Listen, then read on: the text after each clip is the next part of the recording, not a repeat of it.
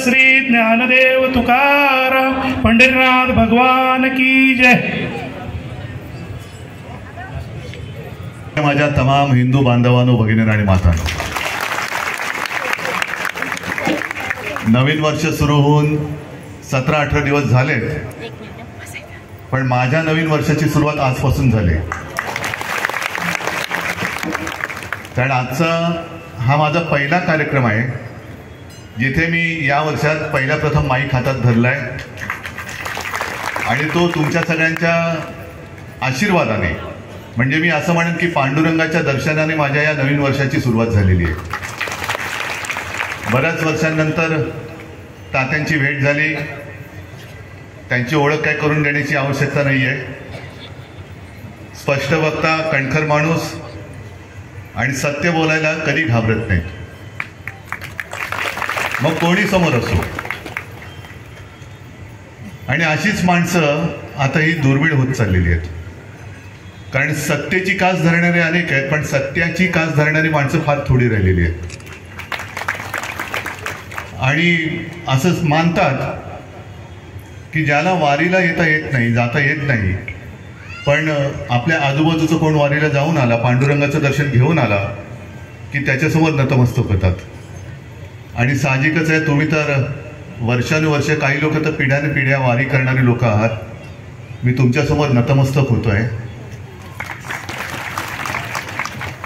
कारण पुढच्या मार्गासाठी तुमच्या आशीर्वादाची नितांत गरज आहे। नेमकं वारकरी पंथ म्हणजे काय आहे? मी काय प्रवचन द्यायला उभा नाहीये, कारण प्रवचन मला नाही जमत, मला वचन देणं जमतं, पण प्रवचन द्यायला जमत नाही। प्रवचन देण्याचं काम आपण करायचं आणि त्यातनं आम्ही काहीतरी शिकायचं। असं म्हणतात की रामकृष्ण परमहंसांना कोणीतरी एकदा विचारलं की अहो, तुम्ही एवढी देवाची स्तुती करता, मग सगळेजण देवाची भक्ती का नाही करत? आणि त्यांचं उत्तर फार मार्मिक होतं। त्यांनी सांगितलं की गंजलेलं लोखंड लोहचुंबकाकडे आकर्षिलं नाही जात, त्याच्यावरचा गंज काढावा लागतो, तेव्हा ते लोहचुंबकाकडे आकर्षित होतं। आणि हा मनावरचा, समाजावरचा चढलेला गंज तुम्ही तुमच्या प्रवचनातून, कीर्तनातून, भजनातून काढत असतात, हे तुमचं फार मोठं काम आहे। आणि त्याचमुळे हिंदू धर्म, हिंदू संस्कृती, हिंदूंचे संस्कार हे किती आक्रमणं झाली तरी, म्हणजे शतकानुशतक, मी तर त्या मगाशी तुम्ही कोण सांगत होतं ना, पाहावा विठ्ठल, हे पुस्तक मी स्वतः, मी म्हणेन पांडुरंगाचं दर्शन मी त्या वारीच्या वेळेला घेतलं, कारण ते अफाट दर्शन होतं।